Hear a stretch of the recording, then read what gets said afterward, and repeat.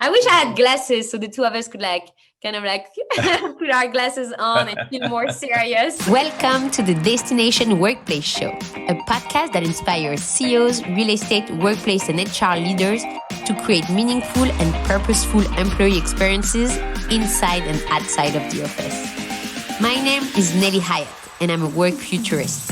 And I'm sitting down with leaders to talk about the future of the workplace, their vision and ambition for the next generation of employees, and how to have an impact.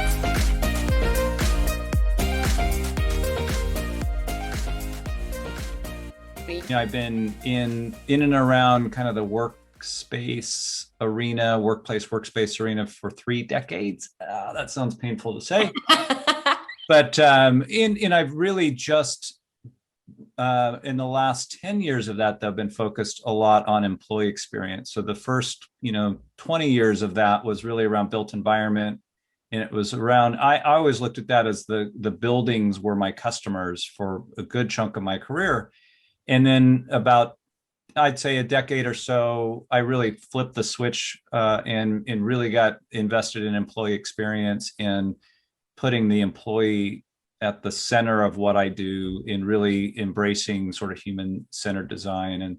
And where I am now is I'm sort of stepping out of corporate life altogether with this idea that I'm going to do a portfolio of work.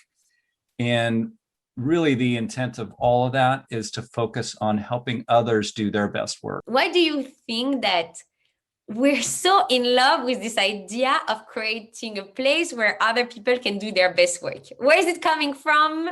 Why is Silicon Valley so in love with this? Why are we so in love in creating places for other people to do their best work? What do you think of that? Silicon Valley is full of creatives, and I do think there's this massive body of creatives, and then it brings with it this ecosystem of creatives. And so I think this idea of trying to create places where people can do their best work is all about unleashing that creativity. That's what has attracted me to it. I think we're in love with. I'm totally.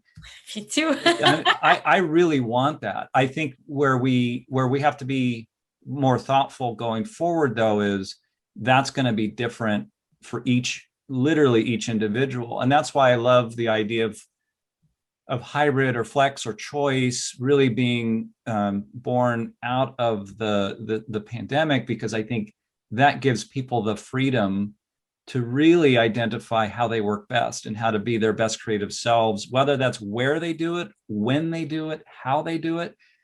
And I think if we can really fall in love with that flexibility and choice part, we can absolutely get to a place where people are doing their best work in the way that works for them. To think that, you build a campus for 3,000 people and all 3,000, are only creative between 7 and 6 p.m. in the same way, in the same rooms. To me, when you really think about it deeply, it just doesn't make sense. Yeah. What about generation? Yeah, I mean, there's 5 generations in the workplace now, which is first time ever that's happened. And so while I know everybody talks about the next generation and then the swell of millennials and just Gen Z and looking at, the numbers, I think that's probably true, where there's going to be a majority generation in the workplace in the next 5 years.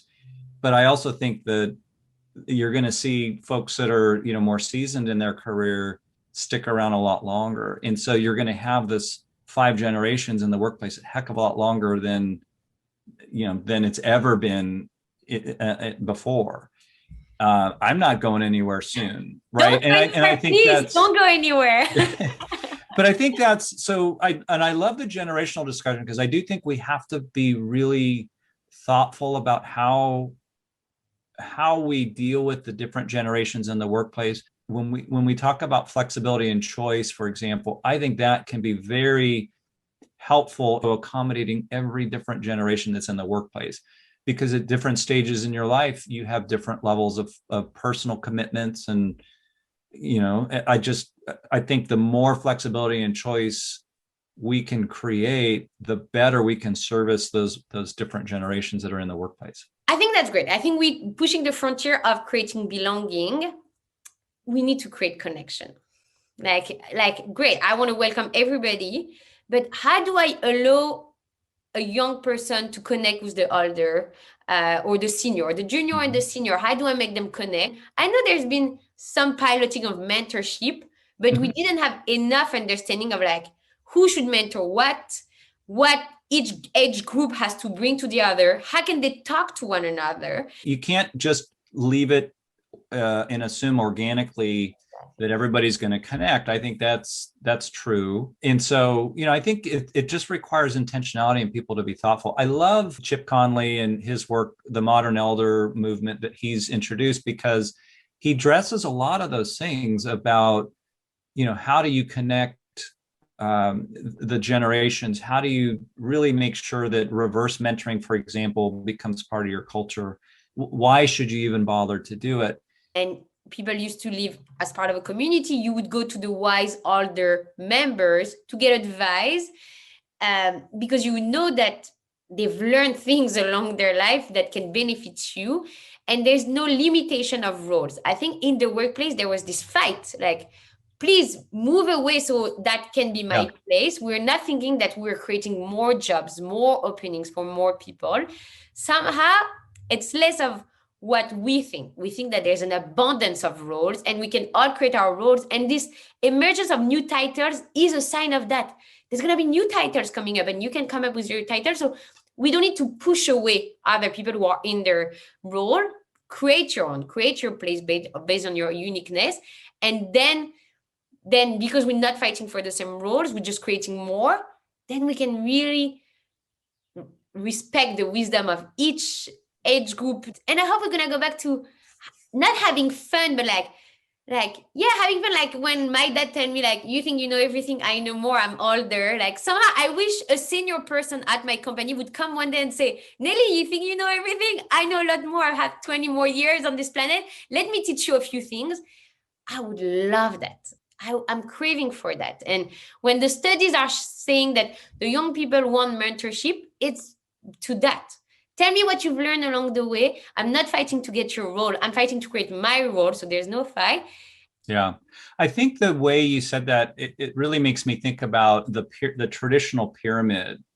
It's going to have to change a little bit because, if the older generations like mine aren't going to be, if we're going to be working a lot longer than that traditional I leave, you grow, it's just not going to work as much. And so everybody's going to have to get comfortable with, I can get wider before I get taller, and that's okay.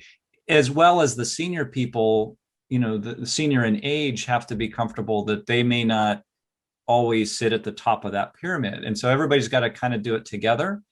And really recognize that the strengths that seasoned group, for example, has is important. How do we leverage it? How do we access it? And then how do we also not be looking how to push them out so that I can grow my career?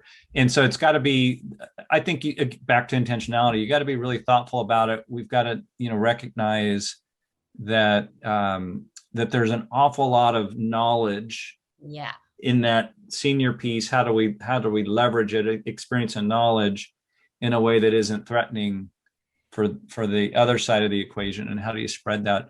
I like the way you said that, because if you really were a village or a community or everybody would sort of work together, and at work that doesn't always happen. It's a little bit more of a competition. Yeah. Can't we bring that sort of communal village experience into the workplace so that everybody is equally valued across the the spectrum? Yeah, it's hard to end this call. So thank you so much for this amazing conversation.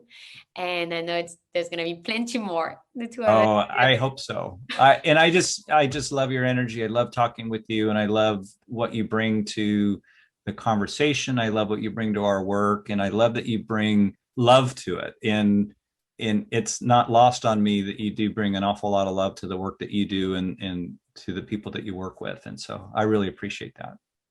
Thank you so much for talking to my heart.